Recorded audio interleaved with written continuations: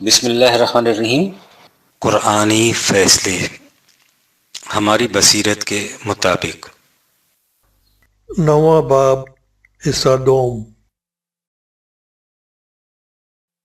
لما تقولون ما لا تفعلون کا صحیح مفہوم۔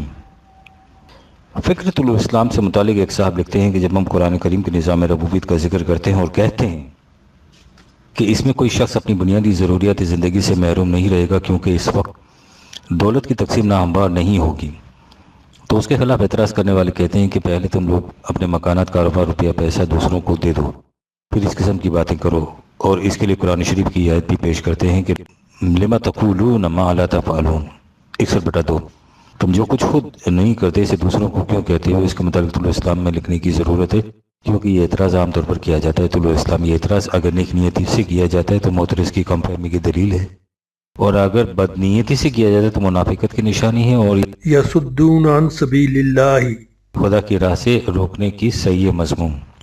ہم کہتے یہ ہیں کہ جب ملک میں غلط معاشی نظام رائج ہو تو اس کا نتیجہ یہ ہوتا ہے کہ دولت چند مراکز میں جمع ہونی شروع ہو جاتی ہے اور عام آبادی اپنی بنیادی ضروریات زندگی سے بھی محروم ہو جاتی ہے۔ اس تباہی سے بچنے کی صورت ملک میں صحیح معاشی نظام کی ترویج ہے، جسے قرآن نظام ربوبیت کہتے ہیں۔ اس نظام کی روح سے وسائل پیداوار انفرادی ملکیت میں رہنے کی بجائے امت کی تحویل میں رہتے ہیں، تاکہ نظام مملکت اس پیداوار کی تقسیم ہر ایک کی ضروریات کے مطابق کرے۔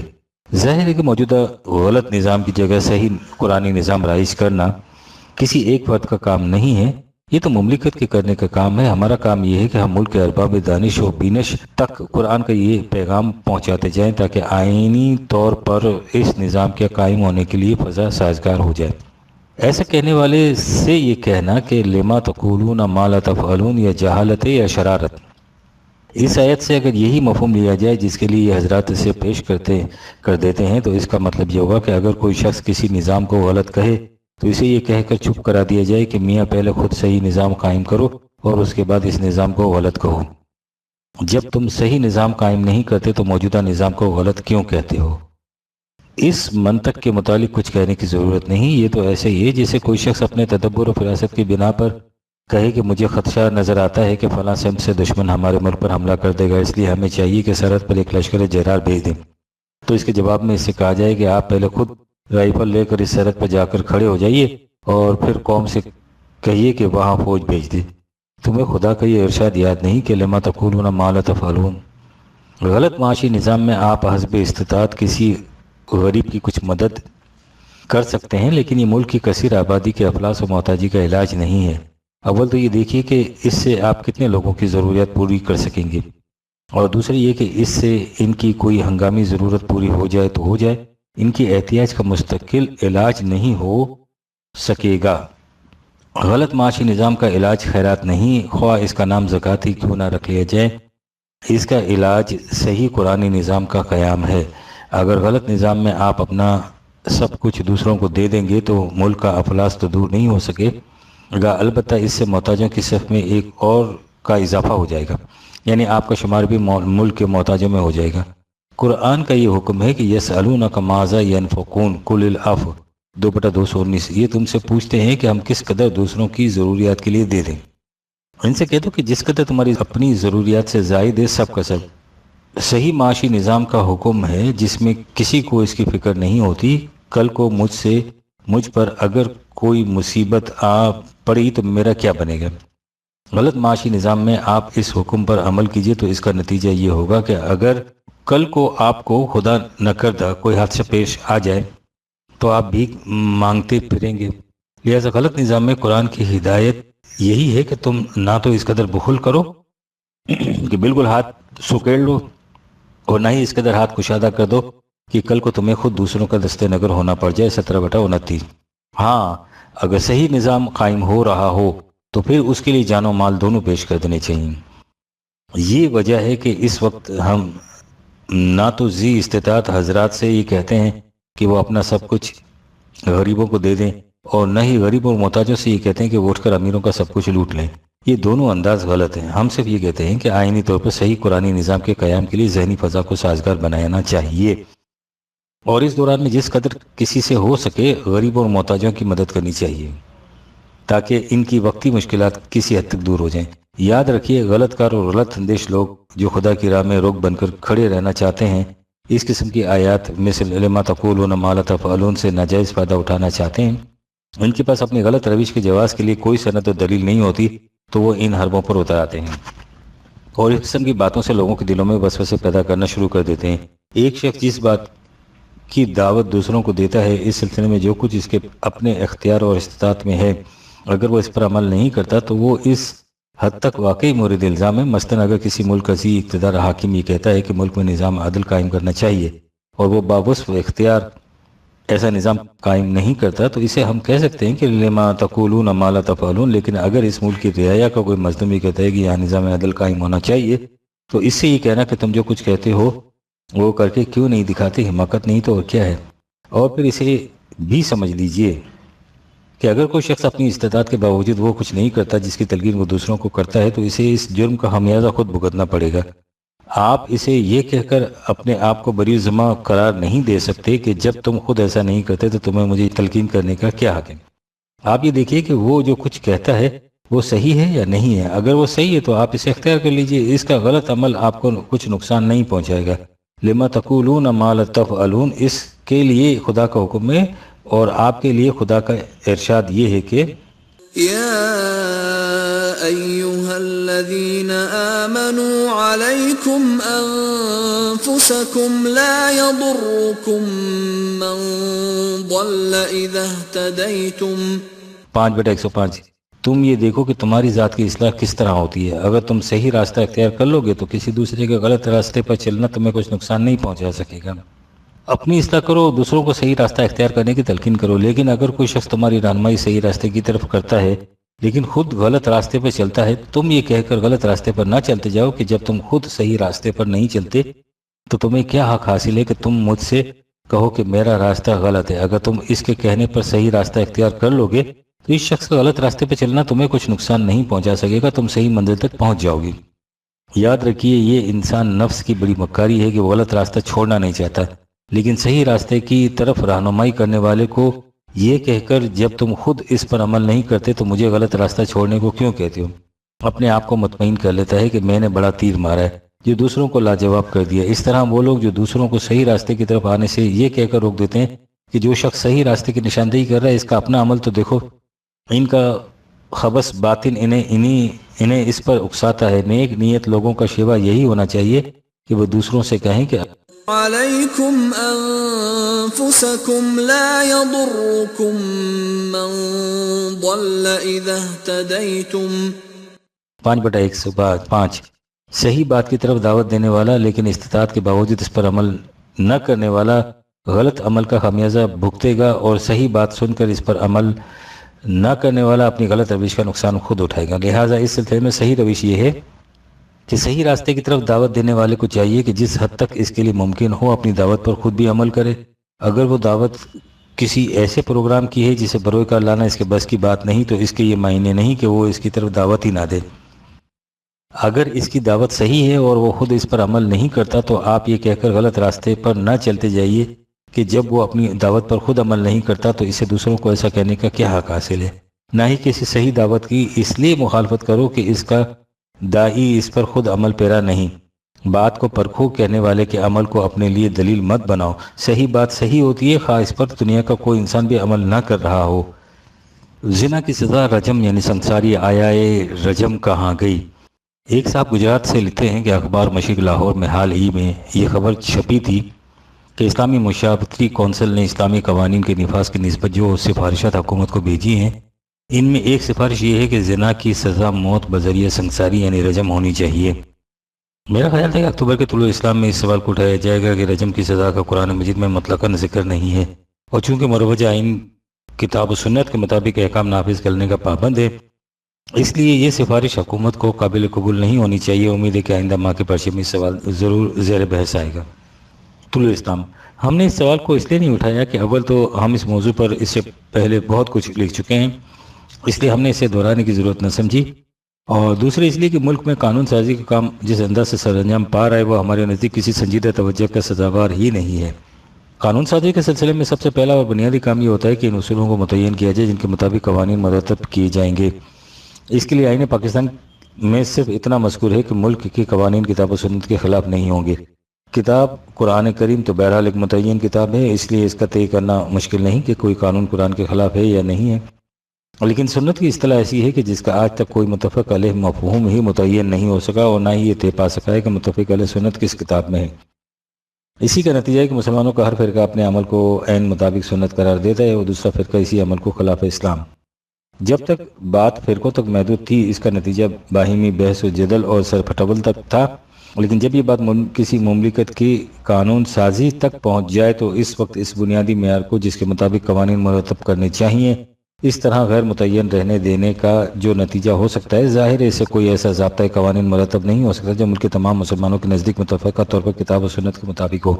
اور اس حقیقت کا کھلا ہوا ثبوت یہ ہے کہ اتنا عرصہ گزر گیا ملک کے اس معیار کے مطابق کوئی ضابطۂ قوانین مرتب نہیں ہو سکا، نہ ہی ایسا ضابطہ اس وقت تک مرتب ہو سکتا ہے جب تک آپ سنت کا ایک متفق علیہ مفہوم متعین نہ کریں اور یہ طے نہ کر لیں کہ یہ سنت آپ کو ملے گی کہاں سے۔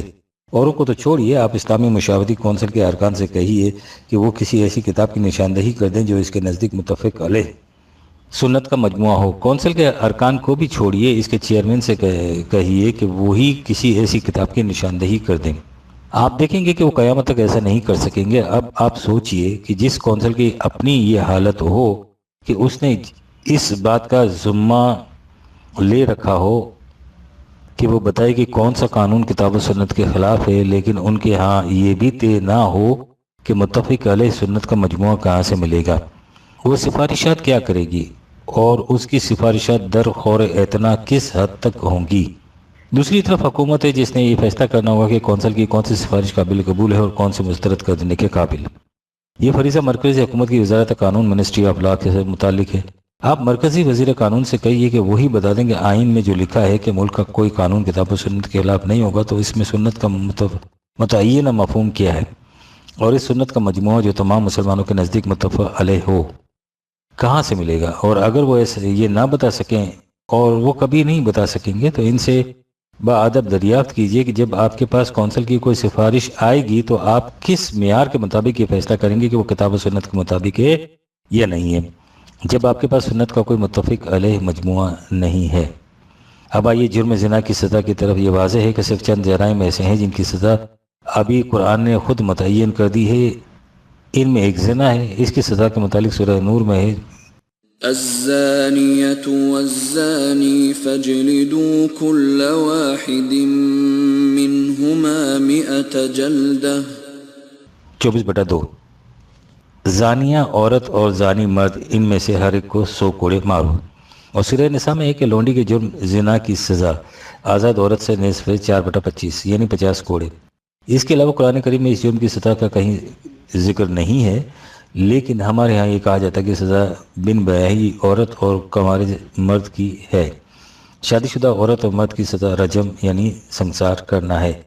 اس کی سند بڑی دلچسپ ہے، غور سے سنیے۔ موطا امام مالک میں ہے کہ حضرت عمر نے اپنے خطبے میں حمد و ثنا کی بات فرمائی کہ لوگوں، اللہ تعالیٰ نے حضرت محمد صلی اللہ علیہ وسلم کو حق کے ساتھ بھیجا اور آپ پر اپنی کتاب نازل فرمائی۔ اس کتاب اللہ میں رجم کرنے کے حکم کی آیت بھی تھی جسے ہم نے تلاوت کیا، یاد بھی کیا، اس پر عمل بھی کیا۔ خود حضور کے زمانے میں بھی رجم ہوا اور ہم نے بھی آپ کے بعد رجم کیا۔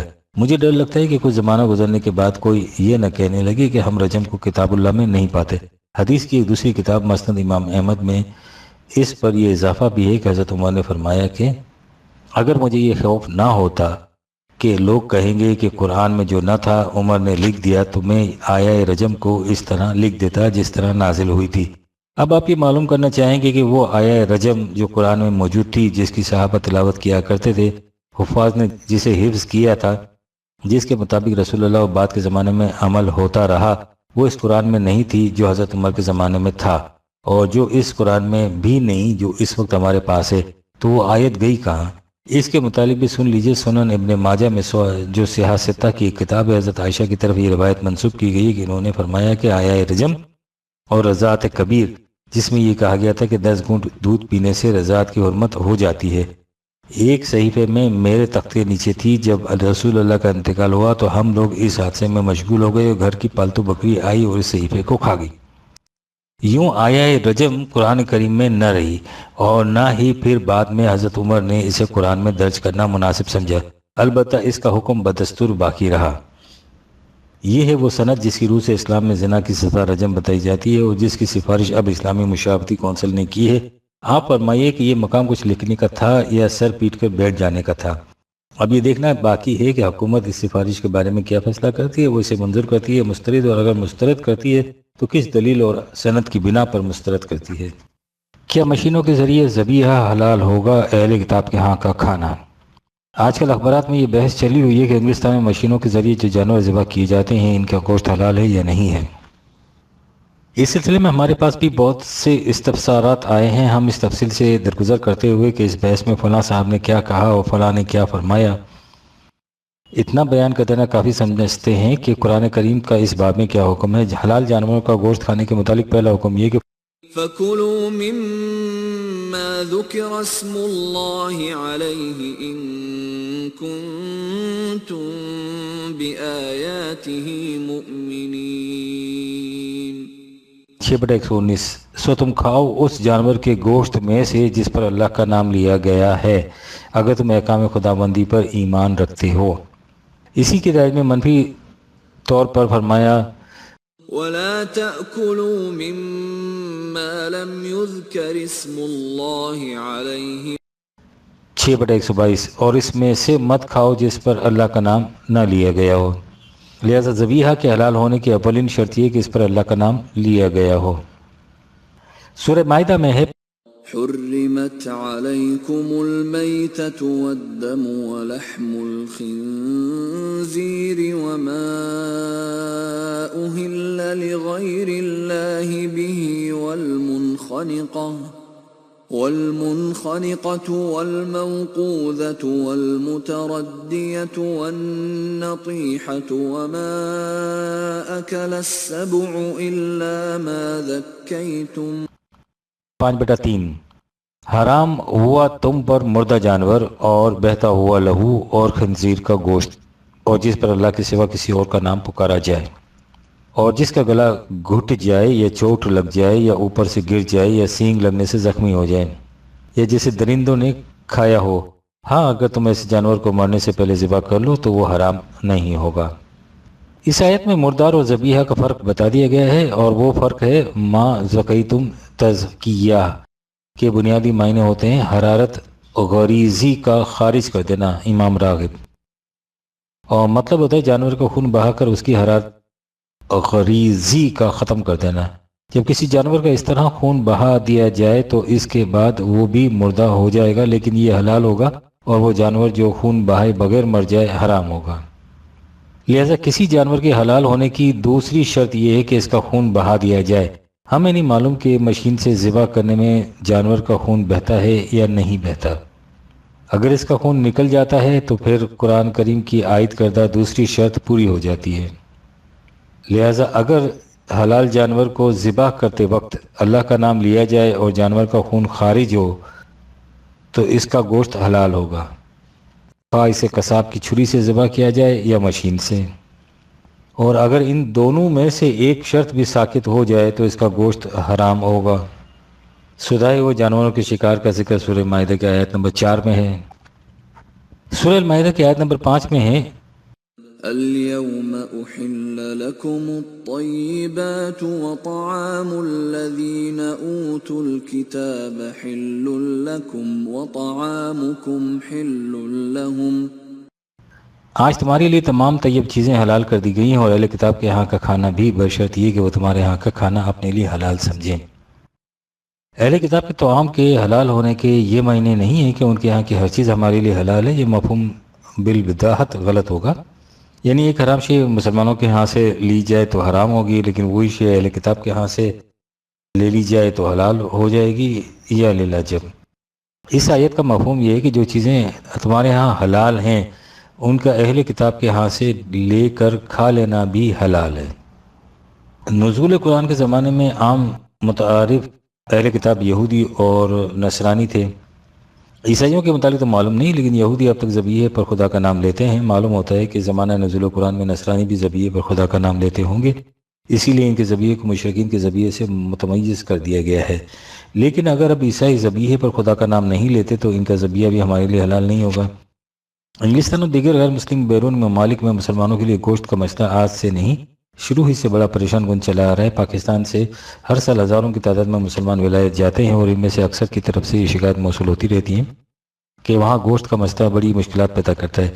ہمارا خیال یہ ہے کہ صرف ایک انگلستان میں اب مسلمانوں کی تعداد لاکھوں تک پہنچ گئی ہوگی، لیکن حیرت ہے کہ نہ تو وہ خود ہی اس کا کوئی تسلی بخش انتظام کر سکے ہیں اور نہ ہی ہمارے ہائی کمشنر کی طرف سے اس ہر روز کی مشکل کا کوئی حل تجویز کیا گیا ہے۔ ہم نہیں سمجھتے کہ یہ کوئی ایسا ہی عقدہ لانی حل ہے، سوال صرف اس کی اہمیت کے احساس کا ہے۔ ہم حکومت سے درخواست کریں گے کہ وہ جہاں ملک سے باہر جانے والے اہل پاکستان کی دیگر مشکلات کا خیال رکھتی ہے، اس سوال کو بھی اپنی توجہ کا مرکز بنائیں۔ باقی رہا خود پاکستان میں مشین کے ذریعے ذبیحے کا سوال، تو اگر مشین کے ذریعے ذبیحے سے جانور کے خون کا اخراج ہو جاتا ہے تو ان مشینیں سے ضرور فائدہ اٹھانا چاہیے۔ یہاں ان مشینوں کے ذریعے ذبح کرنے والے تو بہرحال مسلمان ہی ہوں گے اور وہ جانور پر اللہ کا نام بھی لیں گے۔ کیا انسان کی کوئی فطرت ہے؟ ایک درس میں مودودی صاحب سے سوال پوچھا گیا ہے کہ جب انسان کی فطرت میں چھچورا پن ہے تو وہ سلیم الطبع کیسے ہو سکتا ہے؟ اس کے جواب میں انہوں نے کہا کہ انسان کے اندر چھچورا پن تو کم و بیش موجود ہوتا ہے، یہ من جملہ انہی اوصاف کے ہے جو اس کی فطرت میں ودیت کیے گئے ہیں۔ انسان سے انہی عادات و خصائل کا اظہار ہوتا ہے جو اس کی فطرت میں پوشیدہ ہیں۔ اب انسان کی آزمائش دراصل اس بات میں ہے کہ وہ فطری اوصاف میں سے کن اوصاف کو ابھارے اور کن اوصاف کی حوصلہ افزائی یا حوصلہ شکنی کرے۔ اپنے اندر بھلائیاں پرورش کرنے کا جو طریقہ اللہ کی شریعت نے بتایا ہے، اگر اس کے مطابق انسان چلتا رہے تو اس کے نفس کی خرابیاں کم ہوتی جائیں گی اور اس کے اندر اعلیٰ صفات تقویت پکڑ لیں گی۔ اس جواب کی روح سے یہ ثابت ہوتا ہے کہ انسان کی فطرت میں کچھ خراب باتیں بھی ہیں اور ان خرابیوں کی اصلاح دین کی پابندی سے ہو سکتی ہے۔ حضرات ہمیں یہ بھی بتاتے رہتے ہیں کہ اسلام دین فطرت ہے اور خدا نے انسان کو اپنی فطرت پر پیدا کیا ہے۔ سوال یہ ہے کہ اگر خدا نے انسان کو اپنی فطرت پر پیدا کیا ہے تو اس کا یہ مطلب ہوا کہ معاذ اللہ خود خدا میں بھی وہ خرابیاں موجود ہیں جو انسانی فطرت میں پائی جاتی ہیں؟ اور دوسرا سوال یہ پیدا ہوتا ہے کہ اگر یہ خرابیاں انسان کی فطرت میں ہیں تو ان کی اصلاح کرنا خلاف فطرت ہوگا، اور اگر اسلام دین فطرت ہے تو اس کا فریضہ یہ ہونا چاہیے کہ وہ ان خرابیوں کی حفاظت کرے اور انہیں اور جلا دے، نہ کہ ان کا استحصال کرے۔ آپ نے غور فرمایا نظرات کے تصور کی روح سے اسلام کا کیا نقشہ سامنے آتا ہے؟ حقیقت یہ کہ انہیں نہ یہ معلوم ہے کہ فطرت کسے کہتے ہیں اور نہ یہ کہ اسلام کیا ہے، اور اپنی جہالت کی بنا پر خدا کے دین حقہ کو بدنام کرتے رہتے ہیں۔ فطرت اشیاء کائنات کی ان بنیادی خصوصیات کو کہتے ہیں جن کے مطابق زندگی بسر کرنے کے لیے وہ مجبور ہیں اور جنہیں وہ بدل نہیں سکتی۔ مثلا آگ کی فطرت ہے کہ وہ جلائے، مچھلی کی فطرت ہے کہ وہ پانی میں رہے۔ انسان اشیاء کائنات کی طرح مجبور نہیں ہے، صاحب اختیار ہے، اور ظاہر ہے کہ جو صاحب اختیار ہو اس کی کوئی فطرت نہیں ہو سکتی۔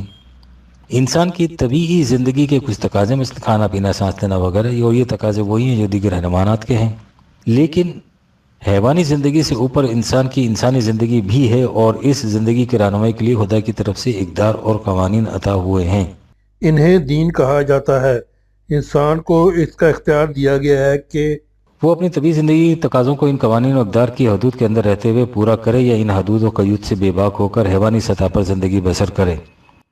قرآن نے جہاں کہا ہے کہ انسان کو ایسا پیدا کیا گیا ہے، ویسا تو اس سے مراد ہے کہ انسان اگر وحی کی رہنمائی کو چھوڑ کر اپنے جذبات کے پیچھے لگا رہے گا تو اس کا نتیجہ اس قسم کا ہوتا ہے، لیکن دین چاہتا ہے کہ وہ اپنے تقاضوں کو اس کی معین کردہ حدود کے اندر رہتے ہوئے پورا کرے اور اس طرح وہ حیوانی سطح سے بلند ہو کر انسانی سطح پر زندگی بسر کرے۔ اس سے واضح ہے کہ انسان کی کوئی فطرت ہی نہیں کہ فطرت مجبور اشیاء کی ہوتی ہے۔ اس کے اندر کچھ طبیعی زندگی کے تقاضے ہیں اور کچھ صلاحیتیں ہیں جنہیں یہ جس طرح جی چاہے استعمال کر سکتا ہے۔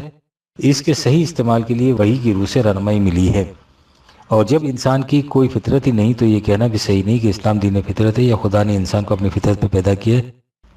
کیا نیکی اور بدی کی تمیز انسان کی فطرت میں موجود ہے؟ سید ابوالعلا مودودی صاحب نے اپنے درس قرآن مجید میں جس کی رپورٹ ایشیا بابت میں شائع ہوئی ہے فرمایا، دوسرے معنی اس کے یہ ہیں کہ انسان کے اندر اخلاقی حص رکھ دی گئی ہے، اس کی فطرت میں یہ بات اتار دی گئی ہے کہ برا کیا ہے اور بھلا کیا ہے۔ اگر اللہ تعالیٰ کی طرف سے ہدایت نہ بھی آئے تو بھی وہ برے بھلے کی تمیز کر سکتا ہے۔ سوال یہ ہے کہ اگر برے بھلے کی تمیز انسان کی فطرت میں رکھ دی گئی ہے اور اگر خدا کی طرف سے ہدایت نہ بھی آئے تو وہ بھی ان میں تمیز کر سکتا ہے، تو پھر خدا کی طرف سے ہدایت بھیجنے کا فائدہ کیا ہے؟ جو لوگ وحی کی وجود سے انکار کرتے ہیں وہ دلیل ہی یہ دیتے ہیں کہ برے بھلے کی تمیز انسانی فطرت میں موجود ہے، اس لیے اسے کسی خارجی رہنمائی کی ضرورت نہیں۔ یہ چیز بکری کی فطرت میں رکھ دی گئی ہے کہ گھاس اس کے لیے حلال ہے اور گوشت حرام ہے، وہ مرتی مر جائے گی لیکن گوشت کی طرف آنکھ اٹھا کر نہیں دیکھے گی۔ جنگل کا بادشاہ شیر اتنا محب قوت کا مالک ہوتے ہوئے بھوکا مر جائے گا لیکن گھاس پات کی طرف رخ نہیں کرے گا، اس لیے کہ یہ بات اس کی فطرت میں رکھ دی گئی ہے کہ وہ گوشت خور ہے۔ مرغی کے چوزے کو لاکھ گھیر کر لاؤ، وہ پانی کے حوض میں کبھی نہیں اترے گا، کیونکہ یہ بات اس کی فطرت میں رکھ دی گئی ہے کہ پانی اس کے لیے ہلاکت آفریں ہے۔ بطخ کا بچہ لپک کر پانی کی طرف جائے گا، انہیں ان کی فطرت کے تقاضوں کو بتانے کے لیے نہ کوئی رسول آتا ہے نہ کتاب۔ وہ پیدائش کے ساتھ یہ فطرت کے مقرر کردہ راہ پر چل نکلتے ہیں، وہ ساری عمر اسی راہ پر چلتے رہتے ہیں، اسی لیے کہ جو بات کسی کی فطرت میں داخل ہو نہ وہ بدلی جا سکتی نہ بھلائی جا سکتی ہے، نہ کسی کو اس کی یاد دہانی کی ضرورت پڑتی ہے۔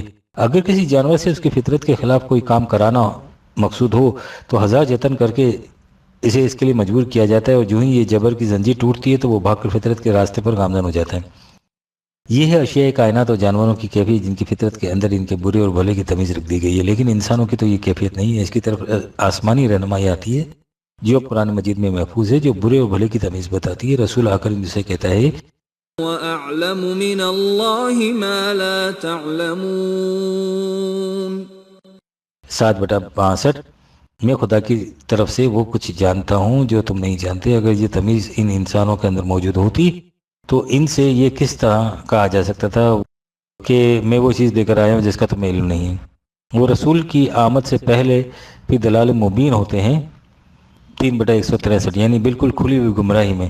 کیا کوئی حیوان بھی جس کے اندر برے اور بھلے کی تمیز موجود ہوتی ہے دلال مبین گمراہی میں ہوتا ہے؟ وہ تو کبھی گمراہ نہیں ہوتا۔ آپ نے فرمایا کہ انسانی فطرت کے غلط تصور نے کس قدر گمراہیاں پیدا کر رکھی ہیں۔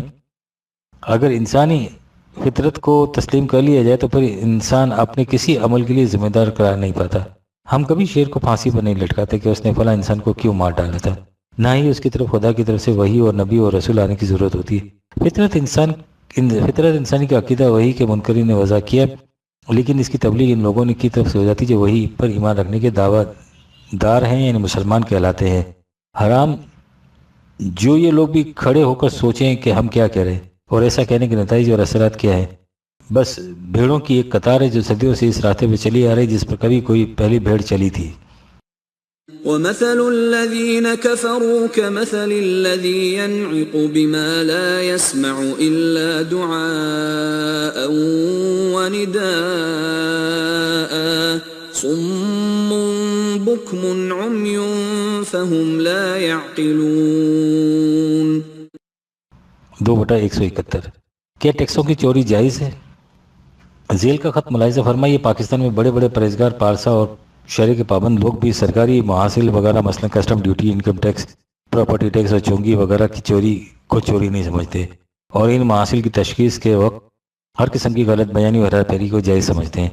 جب کبھی ان کے اس طرز عمل پر نکتہ چینی کی جائے تو یہ عذر پیش کرتے ہیں کہ جب تک ہمارا ملکی نظام کتاب و سنت کے وضع کردہ اصولوں پر استوار نہیں کیا جاتا ٹیکسوں کی چوری شرعاً قابل احتساب نہیں۔ ان کے علاوہ یہ لوگ بلیک مارکیٹ اور اسمگلنگ کو بھی شرعاً اور اخلاقاً ناجائز نہیں سمجھتے۔ برائے مہربانی قرآن کی تعلیمات کی روشنی میں ان کے طرز عمل کا تجزیہ فرمائیں۔ نوازش ہوگی طلوع اسلام۔ ہم ارباب شریعت کے متعلق تو کچھ نہیں کہہ سکتے، ہو سکتا ہے کہ وہ اس کے جواز کے لیے کوئی راستہ نکال لیں، کیونکہ فقہ کی کتابوں کے ساتھ ایک کتاب الحیل بھی ہوتی ہے جس میں وہ طریقے بتائے جاتے ہیں جن سے جرائم کا ارتکاب بھی کیا جائے اور اس پر مواخذہ بھی نہ ہو سکے۔ لیکن قرآن کریم کی روح سے اس قسم کی چوری کیسے جائز قرار پا سکتی ہے؟ وہ اس کو سمجھنے کے لیے کسی افلاطون کے دماغ کی ضرورت بھی نہیں ہے۔ بات صاف ہے، غلط بیانی، فریب دہی، خیانت وغیرہ موجودہ حکومت کے قوانین کی روح سے بھی جرائم ہیں، اور یہ چیزیں کتاب و سنت کی روح سے بھی ناجائز ہیں۔ سوال یہ ہے کہ حکومت ان قوانین کی خلاف ورزی خود کتاب و سنت کی خلاف ورزی قرار پائے گی یا نہیں؟ اگر دلیل یہ لائی جائے کہ جن امور کو کتاب و سنت ناجائز قرار دیتا ہے ان کا ارتکاب اسی صورت میں ناجائز ہوگا جب ملک میں کتاب و سنت کا نظام قائم ہو، تو بات بہت دور تک پہنچے گی۔ مثلاً زنا کتاب و سنت کی روح سے حرام ہے، کیا ہمارے یہ بڑے بڑے پرہیزگار پارسا اور شرع کے پابند حضرات آج اس بنا پر زنا کو جائز قرار دے دیں گے کہ یہاں کتاب و سنت کا نظام قائم نہیں ہے؟ یہاں تو ایک طرف ہی ہندوستان کی حکومت میں بھی جہاں کتاب و سنت کے مطابق نظام کا سوال ہی پیدا نہیں ہوتا، حرام ہی ہوگا۔ اگر ہمارے یہاں کچھ لوگ ایسے ہیں جو مذکورہ صدر دلیل کی بنا پر فی الواقع ان امور کو جائز سمجھتے ہیں تو ان کی ذہنیت ان لوگوں کی سی ہو چکی ہے جن کے متعلق قرآن نے کہا ہے أفمن زين له سوء عمله فرآه حسنا 35/8 ان کی نگاہوں میں ان کے برے کام بھی نہایت مزین ہو جاتے ہیں اور وہ انہیں حسن عمل بن کر دکھائی دیتے ہیں. اس کی وجہ یہ ہے کہ واتبعوا أهواءهم 47/14 وہ اپنی مفاد پرستیوں کے پیچھے لگے رہتے ہیں اور اس طرح انہیں برا کام برا دکھائی نہیں دیتا. اس قسم کی خود فریبی انسان کو تباہی کی آخری منزل ہوتی ہے جس کا کوئی علاج نہیں ہو سکتا. جو برائی کرے لیکن اسے برائی سمجھے اس کی اصلاح کا تو امکان ہو سکتا ہے، لیکن جسے برائی اچھائی بن کر دکھائی دینے لگے اس کی اصلاح کی کیا صورت ہو سکتی ہے؟ آپ ان حضرات سے کہیے کہ اگر آپ کے مفاد پرستیاں آپ کو اس قسم کے جرائم پر آمادہ کرتی ہیں اور آپ ان سے رک نہیں سکتے تو ہم اس میں کیا کر سکتے ہیں، لیکن آپ اس قسم کی جھک مارنے کے بعد کتاب و سنت کا کو تو بدنام نہ کیجیے. کیا انشورنس جائز ہے؟ جو معاشی تقاضے بڑھتے جاتے ہیں اس قسم کے استفسارات کی تعداد میں بھی اضافہ ہوتا جاتا ہے کہ بینک کا سود جائز ہے یا ناجائز، زمین بٹائی پر دی جا سکتی ہے یا نہیں، روپیہ لگا کر منافع میں حصہ دار بننا کیسا ہے، پروویڈنٹ فنڈ کا منافع لیا جا سکتا ہے یا نہیں، انشورنس جائز ہے یا نہیں. ہم وقتاً فوقتاً ان استفسارات کا جواب ان صفحات میں دیتے رہتے ہیں اور قرآن کے معاشی نظام کے متعلق اپنی کتاب خدا اور سرمایہ دار میں تفصیلی بحث بھی کر چکے ہیں. لیکن پچھلے ماہ انشورنس کے متعلق 2-3 استفسارات موصول ہوئے ہیں اور ان کا تقاضا ہے کہ اس پر متعین طور پر لکھا جائے.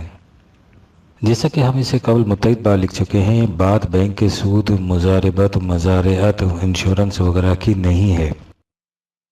اصل بات یہ ہے کہ ہمارا موجودہ معاشی نظام ہی غیر قرآنی ہے اور ہم چاہتے یہ ہیں کہ کسی طرح اس غیر اسلامی نظام میں اسلام کا پیوند لگا کر اپنے آپ کو مطمئن کر لیں. یہ اطمینان فریب نفس سے زیادہ کچھ نہیں. کوئی غیر اسلامی نظام پیوند سازی سے اسلامی نہیں بن سکتا، لہذا غیر اسلامی نظام میں معیشت کو اعلی حال ہی رکھتے ہوئے اس قسم کی بحثیں کچھ فائدہ نہیں دے سکتی. اگر قرآن کا معاشی نظام قائم ہو جائے تو اس میں ان میں سے کوئی سوال بھی پیدا نہیں ہوگا. آج ان سوالات کی نوعیت اس قسم کی سمجھیے جیسے مثلا ایک کمیونسٹ نظام سرمایہ داری کے تحت زندگی بسر کرتے ہوئے پوچھے کہ میں ذاتی جائیداد بنا سکتا ہوں یا نہیں. آپ انشورنس ہی کو لیجئے. اس کی ضرورت اس لیے پڑتی ہے کہ ایک شخص سوچتا ہے کہ اگر کل کو اس پر کوئی حادثہ گزر جائے تو اس کا یا اس کی موت کے بعد اس کے بچوں کا کیا بنے گا. قرآن کے معاشی نظام میں کسی شخص کو اس قسم کا خطرہ لاحق ہو ہی نہیں سکتا. اس نظام میں ہر ذی حیات کے سامان زیست بنیادی ضروریات زندگی باہم پہنچانے کی ذمہ داری مملکت پر ہوتی ہے. اس لیے اگر کوئی شخص کسی وجہ سے کام کرنے سے معذور ہو جائے تو اسے اس کی فکر ہی نہیں ہوگی کہ وہ کھائے گا کہاں سے، یا اگر وہ وفات پا جائے تو اس کے بچوں کا کیا بنے گا. لہذا اس نظام میں انشورنس کی نہ ضرورت لاحق ہوتی ہے نہ ہی اس کے جائز اور ناجائز ہونے کا سوال پیدا ہوتا ہے. اس میں ہر فرد اپنے اور اپنی بیوی بچوں کے مستقبل کے متعلق ہر طرح سے ایشورڈ ہوتا ہے. لیکن آج غیر اسلامی نظام میں معیشت میں صورت یہ ہے کہ اگر کوئی فرد کاسب کسی وجہ سے کام کاج کرنے سے معذور ہو جاتا ہے یا اس کی موت ایسے حالات میں ہو جاتی ہے تو اس کے پاس اثاثہ کوئی نہیں ہوتا، تو وہ خود اور اس کے بیوی بچے نان شبینہ تک کے محتاج ہو جاتے ہیں اور ان بیچاروں کا کوئی پرسان حال نہیں ہوتا. غیر قرآنی معیشت یعنی نظام سرمایہ داری میں اس صورتحال سے بچنے کے لیے انشورنس کی اسکیم رائج کی گئی ہے. اس سے بہرحال اس قسم کے واقعات میں زندگی کے دن بسر کرنے کے لیے ایک سہارا مل جاتا ہے. اندری حالات موجودہ نظام میں اس اسکیم کو غنیمت سمجھنا چاہیے، لیکن شیخ کہتا ہے کہ یہ بھی حرام ہے ساقی. یعنی یہ حضرات ہمارے مذہبی پیشوا بجائے اس کے کہ موجودہ نظام کو حرام قرار دیں، اس کے اندر اس قسم کی سہولتوں کو حرام قرار دے دیتے ہیں. اور جب پوچھا جائے کہ صاحب اگر یہ شخص انشورنس نہ کرائے اور کل کو اس پر اس قسم کا حادثہ گزر جائے تو اس کا اور اس کے بال بچوں کا کیا بنے گا، تو یہ کہہ دیتے ہیں کہ یہ بتانا ہمارا کام نہیں، ہمارا کام تو فتویٰ دینا ہے. یہی سوال قرآن کریم نے بھی اٹھایا تھا جب کہا تھا أَيَوَدُّ أَحَدُكُمْ أَن تَكُونَ لَهُ جَنَّةٌ مِّن نَّخِيلٍ وَأَعْنَابٍ تَجْرِي مِن تَحْتِهَا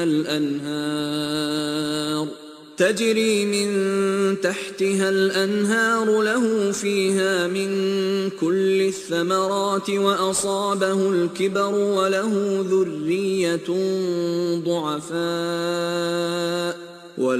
ذُرِّيَّةٌ ضُعَفَاءُ فَأَصَابَهَا إِعْصَارٌ فِيهِ نَارٌ فَاحْتَرَقَتْ كَذَلِكَ يُبَيِّنُ اللَّهُ لَكُمُ الْآيَاتِ لَعَلَّكُمْ تَتَفَكَّرُونَ 2/266 کیا تم میں سے کوئی شخص بھی یہ چاہے گا کہ اس کے پاس کھجوروں اور انگوروں کا سرسبز اور شاداب باغ ہو جس میں پھل بکثرت آئیں؟ وہ شخص جب بوڑھا ہو جائے اور اس کے چھوٹے چھوٹے بچے ہوں کہ ایسے میں ایسی باد سموم چلے کہ اس باغ کو جلا کر راکھ کا ڈھیر بنا دے اور اس طرح وہ پورے کا پورا کنبہ سامان زیست سے محروم رہ جائے؟ کیا تم میں سے کوئی بھی چاہے گا کہ اس کی ایسی حالت ہو جائے؟ اگر ایسا نہیں چاہتے تو پھر فکر و تدبر کی روح سے دیکھو کہ وہ کون سا قدم اٹھایا جائے جس میں ایسی صورت حال پیدا نہ ہو۔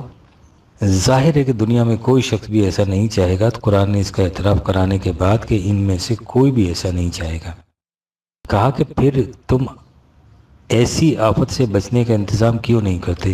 اور وہ انتظام یہ ہے کہ تم قرآن کا تجویز کردہ معاشی نظام اپنے ہاں رائج کر لو۔ اس نظام میں کبھی ایسی شکل پیدا نہیں ہوگی۔ قرآن کریم نے اس کا یہ حل بتایا ہے اور رسول اللہ صلی اللہ علیہ وسلم نے ایسا نظام قائم کر کے دکھایا کہ یہی ان مشکلات کا قرار واقعی حل ہے۔ وہ نظام باقی نہ رہا اور دنیا میں نظام سرمایہ داری کا چلن عام ہو گیا۔ اس نظام میں بھی وہی سوال سامنے آیا جسے قرآن سامنے لایا تھا۔ اس نظام کے حاملین نے اس کا حل انشورنس کی صورت میں تجویز کیا ہے۔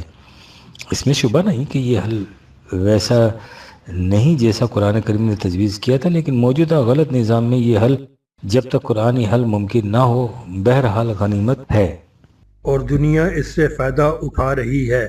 لیکن ہماری حالت یہ ہے کہ ہم اپنے ہاں قرآنی حل رائج نہیں کرتے اور دنیا نے جو حل تجویز کیا ہے اسے اپنے اوپر حرام قرار دے لیتے ہیں۔ نتیجہ اس کا ظاہر ہے۔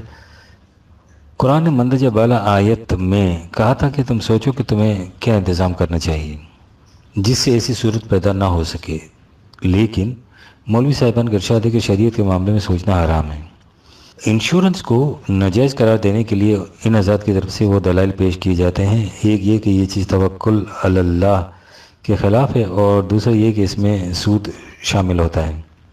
جہاں تک توکل علی اللہ کا تعلق ہے، ان حضرات نے توکل کا ایسا غلط مفہوم پیش کر رکھا ہے جس سے یہ قوم اپاہجوں و مفلوجوں کا گروہ بن کر رہ گئی ہے۔ ان کے پیش کردہ توکل علی اللہ کے مفہوم کی تردید تو روز مرہ کے واقعات کر رہے ہیں۔ اگر توکل علی اللہ سے مراد یہ ہے کہ تم اپنے لیے کوئی حفاظتی تدبیر نہ کرو کیونکہ رزق کی ذمہ داری خدا نے اپنے اوپر لے رکھی ہے، تو ان سے پوچھے کہ یہ جو اس وقت دنیا کی آدھی آبادی رات کو بھوکی سوتی ہے اور ایک قحط میں لاکھوں انسان بھوک سے مر جاتے ہیں، یہ فرد کاسب کی موت کے بعد اس کی بیوی بچوں پر فاقے آنا شروع ہو جاتے ہیں، تو اس وقت خدا کی ذمہ داری کہاں چلی جاتی ہے؟ یاد رکھیے توکل علی اللہ کے یہ معنی نہیں ہے، اس کے معنی خدا کی تجویز کردہ نظام کی محکمیت پر پورا اعتماد، یہ بھروسہ کہ اس نظام میں کبھی ایسا نہیں ہو سکتا کہ کوئی ذی حیات بھوکا رہ جائے۔ یہ اسی نظام کی محکمیت تھی جس کے پیش نظر حضور نبی اکرم نے فرمایا تھا کہ اگر کسی بستی میں کوئی ایک فرد بھی رات کو بھوکا سو جائے تو اس بستی سے خدا کی حفاظت کی ذمہ داری ختم ہو جاتی ہے۔ یا جس ذمہ داری کی حضرت عمر نے ان الفاظ میں تشریح کی تھی کہ اگر دجلہ کے کنارے کوئی کتا بھی بھوک سے مر جائے تو بخدا عمر سے اس کی بھی باس پرس ہوگی۔ یہ تھا وہ نظام جس پر کامل بھروسے کو توکل علی اللہ کہا گیا تھا۔ باقی راسود کا معاملہ ان حضرات سے پوچھے کہ آپ لوگوں سے کار خیر کے لیے جس قدر عطیات لیتے ہیں، حتیٰ کہ جس وظیفہ یا تنخواہ پر آپ کی بسر اوقات ہوتی ہے، کبھی سوچا بھی ہے کہ اس میں کس قدر حصہ سود کا ہوتا ہے؟ سود موجودہ نظام سرمایہ داری کا خون رگ حیات ہے، اسے اس نظام میں زندگی بسر کرنے والوں میں سے کسی کو مفر ہو سکتا ہے؟ جو کچھ ہم نے کہا ہے اس کا محاصل یہ ہے کہ موجودہ نظام میں معیشت سراسر غیر اسلامی ہے، اور سود انشورنس وغیرہ قسم کی اسکیمیں اس نظام کا لازمی جزو ہیں۔ لہٰذا جب تک آپ اس نظام کو گوارا کیے ہوئے ہیں، آپ کو اس شجرت الزقوم کے برگ و بار کو بھی گوارا کرنا ہوگا، اور اگر آپ انہیں گوارا نہیں کر سکتے اور اس کے حلال کے متمنی ہیں تو اس کا علاج اس کے سوا کچھ نہیں کہ آپ موجودہ غیر قرآنی نظام کی جگہ قرآنی نظام میں معیشت رائج کریں۔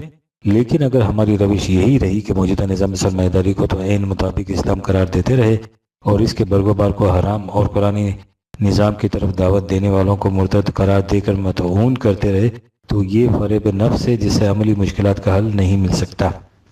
مرتد کی سزا، ہائی کورٹ کا قرآن کے مطابق فیصلہ۔ ہمارے یہاں ایک مسئلہ یہ بھی چلا آ رہا ہے کہ اگر کوئی مسلمان اسلام چھوڑ کر کوئی اور مذہب اختیار کر لے تو اسے قتل کر دینا چاہیے۔ ہماری مذہبی پیشوائیت کے نزدیک اسلام چھوڑ دینے سے مراد یہی نہیں ہے کہ وہ مسلمان کوئی دوسرا مذہب اختیار کر لے، اس سے مراد یہ بھی ہے کہ جس مسلمان کے متعلق یہ حضرات کہہ دیں کہ اس کے عقائد صحیح نہیں رہے اور اس طرح اس پر کفر کا فتویٰ لگا دیں تو اسے بھی مرتد سمجھا جائے گا اور وہ واجب القتل ہوگا۔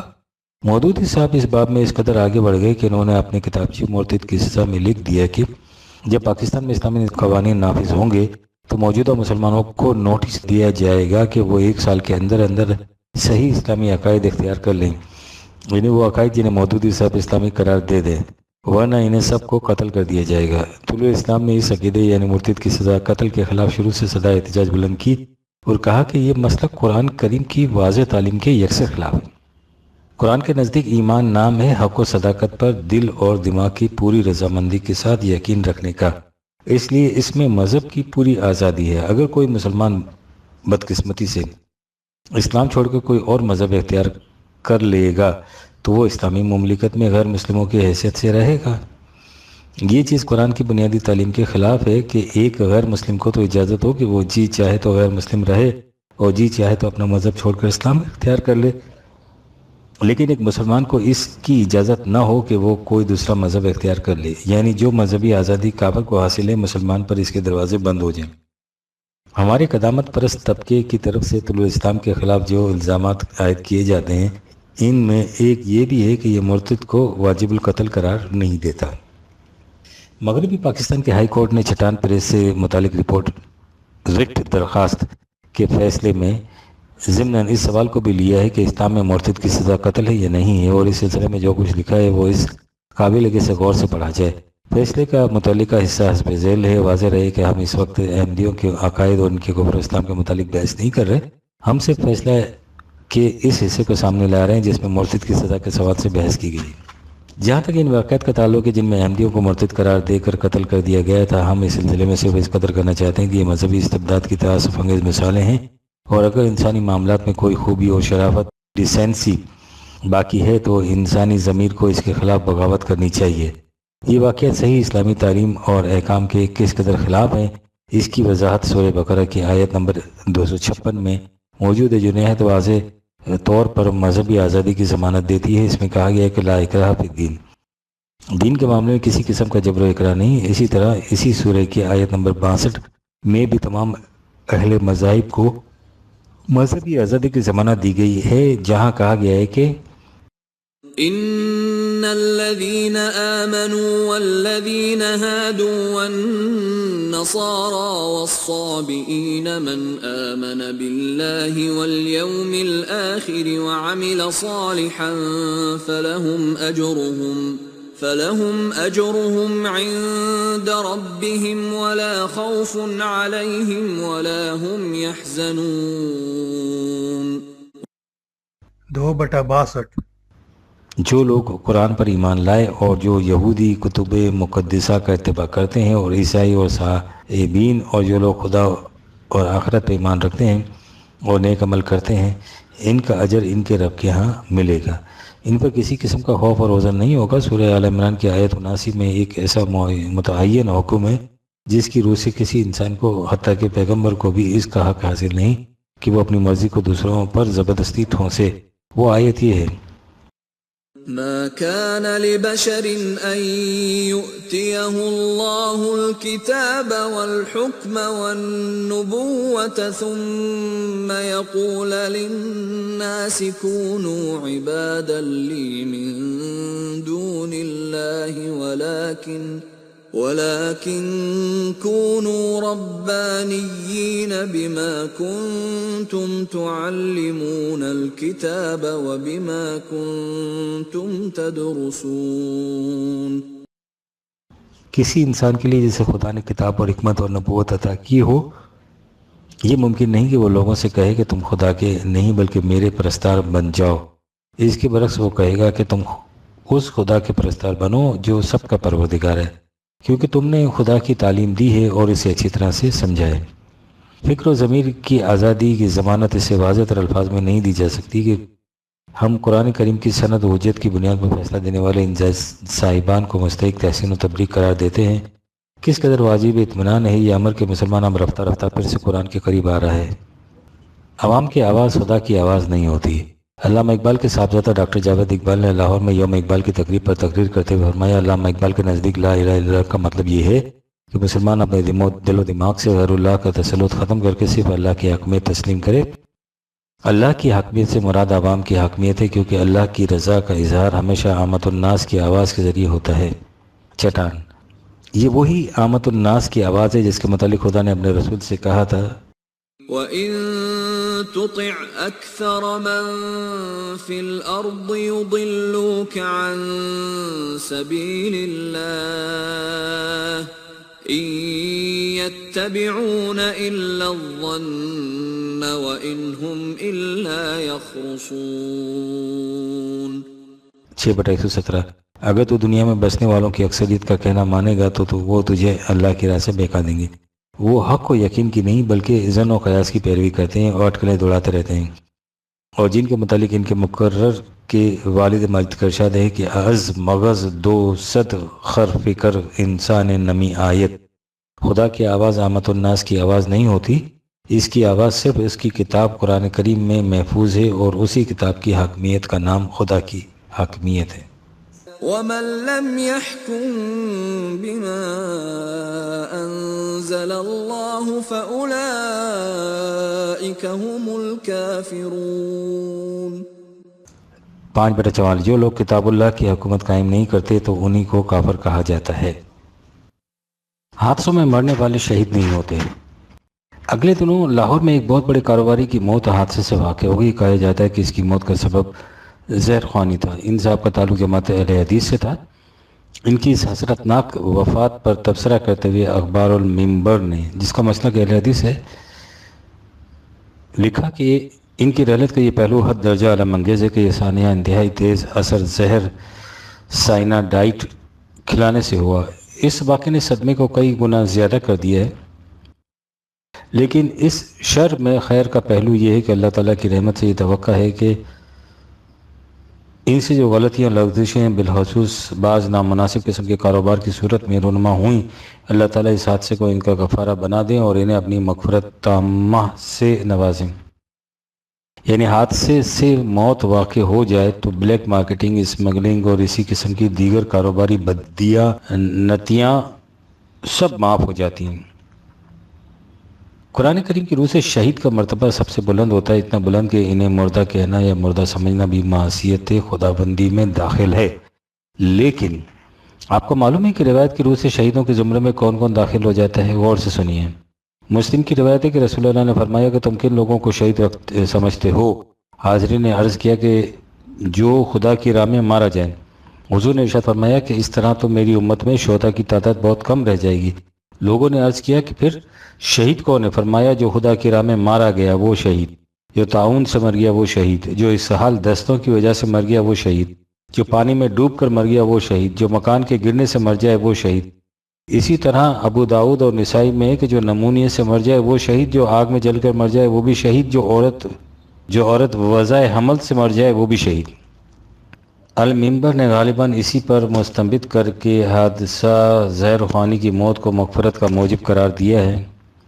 ہمیں ان حضرات پر نہ کوئی افسوس ہے نہ حیرت. تعصب اور حیرت تو اس بات پر ہے کہ اس قسم کی روایت اس ذات اقدس و اعظم کی طرف منسوب کر دی جاتی ہے جس کی زبان مبارک سے یہ اعلان کرایا گیا تھا کہ قل انی اخاف ان عصیت ربی عذاب یوم عظیم. 6/15 اے رسول ان سے کہہ دو کہ اگر میں بھی اپنے رب کے کسی حکم کی خلاف ورزی کروں تو یوم مکافات سے مجھے بھی خائف رہنا ہوگا۔ اور کیجئے کہ خدا کے اس دن کو کہاں سے کہاں پہنچا دیا گیا ہے۔ یاد رکھیے حادثوں سے مرنے والے شہید نہیں ہو جاتے، شہید وہی ہے جو دین کی محافظت میں برضا و رغبت اپنی جان دے دے۔ قرآن کی اصطلاح میں انہیں مقتولین فی سبیل اللہ کہا جاتا ہے۔ قرآن کریم زمانے کے تقاضے، ثبات و تغیر کا حسین امتزاج۔ خرم ایجنسی سے ایک صاحب لکھتے ہیں کہ سیارہ ڈائجسٹ کے قرآن نمبر 2 کا مطالعہ کر رہا تھا کہ اس میں جناب کا ایک مفید مضمون بعنوان قرآن کی تصویر نظر سے گزرا۔ وہاں پر انہوں نے ایک محترم بزرگ کے بارے میں لکھا ہے کہ انہوں نے الحق کے یہ معنی کیے کہ وہ حق وہ جو زمانے کے تقاضوں کا ساتھ دے سکے۔ لغات القرآن جلد 2 میں نے نکالی تو وہاں پر بھی یہ عبارت ملی۔ معلوم ہوا کہ محترم بزرگ سے ان کا مطلب آپ ہیں۔ یہ سطور اس شبے کو دور کرنے کے باعث بنے۔ سوال یہ ہے کہ قرآن الحق ہے اور زمانے کے تقاضے تو کبھی غلط اور کبھی درست ہوتے ہیں، تو غلط تقاضے قرآن کس طرح پورے کرے گا؟ صاحب مضمون نے کہا ہے کہ حق زمانے کے تقاضوں کا ساتھ نہیں دیتا بلکہ زمانہ مجبور ہوتا ہے کہ حق کے مطابق چلے، لہٰذا بذریعہ طلوع اسلام میں اہم بات کو واضح کر دیں۔ جواب: میں نے نہ تو سیارہ ڈائجسٹ کا قرآن نمبر دیکھا ہے اور نہ ہی محولہ بالا مضمون میری نظر سے گزرا ہے، لیکن صاحب مکتوب نے جس شبے کا اظہار کیا ہے اس کا ازالہ ضروری ہے۔ ان امور کی وضاحت پہلے بھی متعدد بار کی جا چکی ہے، مائیں ہما ان کی مزید وضاحت فائدے سے خالی نہیں ہوگی۔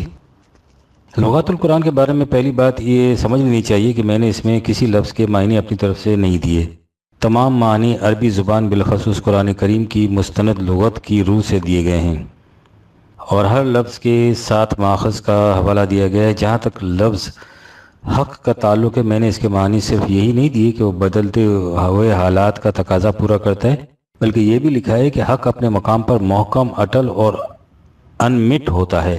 اس کے ساتھ ہی یہ بھی لکھا ہے کہ حق باطل کی ضد ہوتا ہے۔ اتنی سی بات سے ہی یہ حقیقت واضح ہو جاتی ہے کہ جو چیز باطل کی ضد ہو وہ باطل کے ساتھ کس طرح دے سکتی ہے۔ امام راغب نے حق کے معنی کی ابتدا ان الفاظ سے کی ہے: الحق، حق کے اصل معنی مطابقت و موافقت کے ہیں، جیسا کہ دروازے کی چول اپنے گڑھے میں اس طرح فٹ آ جاتی ہے کہ وہ استقامت کے ساتھ اس میں گھومتی رہتی ہے۔ میں سمجھتا ہوں کہ یہ مثال ایسی برجستہ ہے کہ اس سے اصل مفہوم سامنے آ جاتا ہے۔ دیوار اپنے مقام پر محکم ہوتی ہے لیکن وہ بدلنے والے حالات کا تقاضا پورا نہیں کرتی۔ اس کے برعکس دروازے کی کیفیت یہ ہوتی ہے کہ وہ اپنے اصل مقام پر محکم بھی ہوتا ہے لیکن دیوار کی طرح جامد نہیں ہوتا۔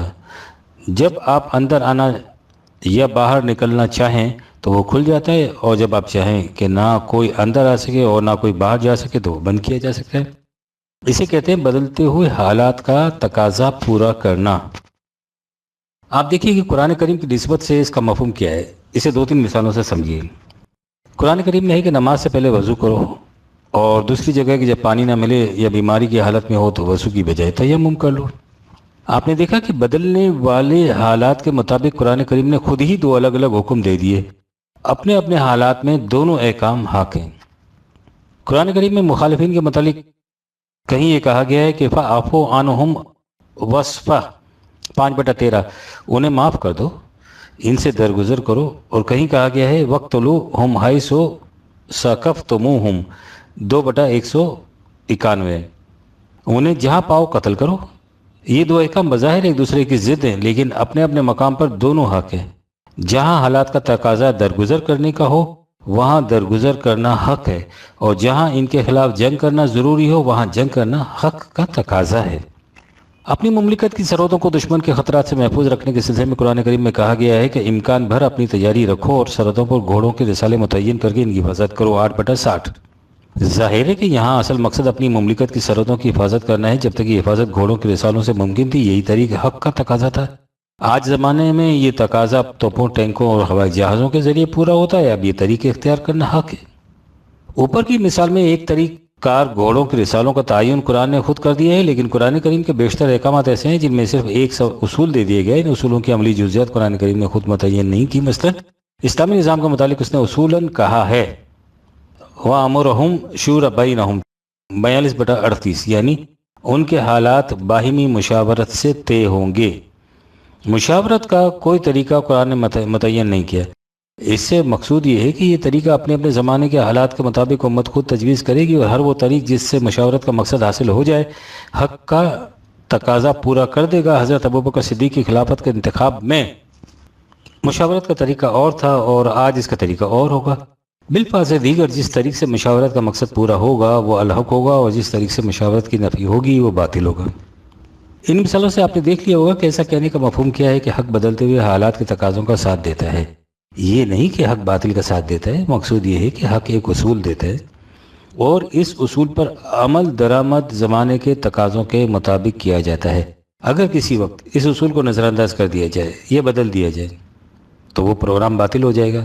اس کے برعکس اگر یہ سمجھ لی جائے کہ اس اصول پر عمل کرنے کے لیے جو طریق کسی زمانے میں وضع ہوا تھا وہ غیر متبدل ہے، اور خواہ وہ زمانے کے تقاضے پورے کرے یا نہ کرے ہمیں اسی کے مطابق عمل کرنا ہوگا، تو یہ تصور بھی حق کے مفہوم کے خلاف ہے۔ قرآن کے اصول تو ہمیشہ کے لیے غیر متبدل رہیں گے، لیکن ان اصولوں پر عمل پیرا ہونے کے لیے جو جزئی قوانین وضع اور اختیار کیے جائیں گے، جب زمانے کے حالات مقتضی ہوں تو ان میں تبدیلی کی جا سکے گی۔ دروازہ اپنے مقام پر قائم رہے گا، حالات کے مطابق اسے بند کیا جائے گا، اور جب ضرورت پڑے گی کھولا جائے گا۔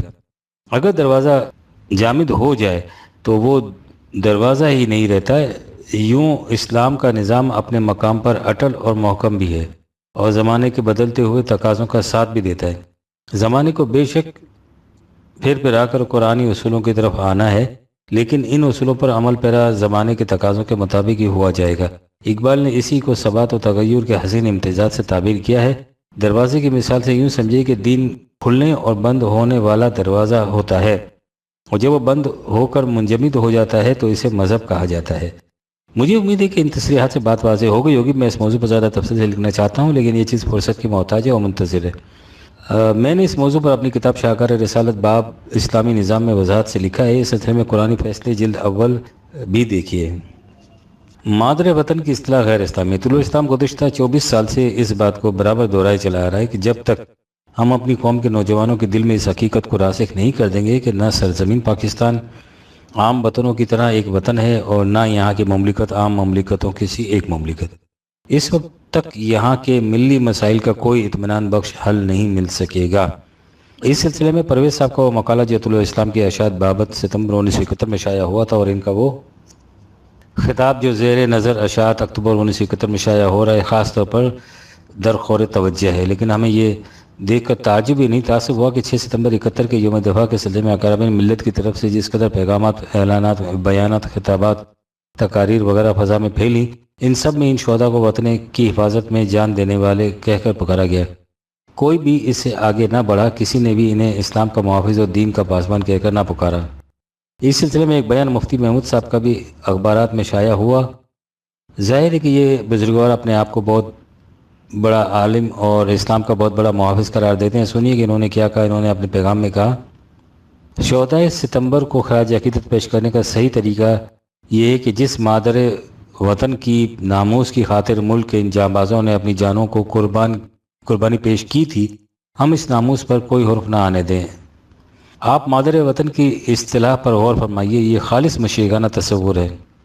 ہندوؤں کے ہاں گو ماتا، گنگا ماتا، بھارت ماتا، دھرتی ماتا ان کے معبودان باطل کی یاد دلاتے ہیں۔ یہ تصور زمانے قدیم کے اصنامیات کا پیدا کرتا ہے، جس کی جڑ کاٹنے کے لیے اسلام دنیا میں آیا تھا۔ قرآن نے وطن کو صرف اس قدر اہمیت دی ہے کہ یہ قرآنی قوانین و احکام کی تنفیذ کا محسوس ذریعہ بنتا ہے، اور اس کے بعد اس نے کہا ہے کہ جس وطن میں اس کا امکان نظر نہ آتا ہو وہاں سے ہجرت کر جانا مومن کا فریضہ ہو جاتا ہے۔ یہ وہ حقیقت تھی جسے نبی اکرم نے اپنی عمل سے ثابت کر دکھایا تھا، اور قرآن نے یہاں تک کہہ دیا تھا کہ جن مسلمانوں نے بلا کسی عذر کے مکے سے ہجرت نہیں کی، ان کے ساتھ جماعت مومنین کا کوئی تعلق نہیں رہا۔ اسلام میں وطن کی اس حیثیت کے بعد اسے مادر وطن کہنا بت پرستی نہیں تو اور کیا ہے۔ وطن کی یہی حیثیت تھی جسے خلاف اسلام قرار دیتے ہوئے علامہ اقبال نے کہا تھا، ان تازہ خداؤں میں سب سے بڑا وطن ہے، جو پیرہن اس کا ہے وہ مذہب کا کفن ہے۔ حتیٰ کہ انہوں نے مسلمانوں سے بڑی سختی کے ساتھ کہا کہ مصطفی خاک میں اس بت کو ملا دیں۔ ان کی زندگی کے آخری لمحات میں ان کا جو مباحثہ مولانا حسین احمد مدنی کے ساتھ ہوا تھا، اس کا موضوع بھی یہی تھا۔ اس بحث و نزاع کا عنوان انہوں نے مارکہ دین و وطن رکھا تھا۔ اس میں اسلام کی روح سے وطن کا صحیح مقام متعین کیا گیا تھا، اس لیے ہمیں وطن کے لیے اس قسم کی اصطلاحات استعمال کرنے سے اجتناب کرنا چاہیے۔ ہم مفتی صاحب سے دریافت کرنا چاہتے ہیں کہ قرآن و حدیث یا صدر اول کی تاریخ میں کہیں بھی اپنے ملک کو مادر وطن کہا گیا ہے؟ موہنجو دڑو اور ہڑپا کے آثار قدیمہ، انہیں اسلامی تہذیب سے کچھ واسطہ نہیں۔ روزنامہ مساوات موہنجو دڑو کے آثار قدیمہ کے سلسلے میں لکھا ہے کہ محققین کا کہنا ہے کہ مزید کھدائی سے 5000 سالہ پرانی تہذیب کے آثار ملیں گے، لیکن اس کی طرف زیادہ توجہ نہیں دی گئی کہ سابقہ حکومتوں کو صرف اپنی کرسیوں سے دلچسپی تھی اور پاکستانی تہذیب ان کے لیے بے معنی شے ہے۔ کیا ہم مدیر مساوات سے دریافت کر سکتے ہیں کہ موہنجو دڑو سے 5000 سال پہلے کے جو آثار ملیں گے انہیں پاکستانی تہذیب سے کیا واسطہ ہوگا؟ یہ محض اتفاق ہے کہ تقسیم ہند کے وقت رقبوں کی جو لکیریں کھینچی گئی ان کی روح سے موہنجو دڑو یا ہڑپا وغیرہ مملکت پاکستان کی حدود کے اندر آ گئے۔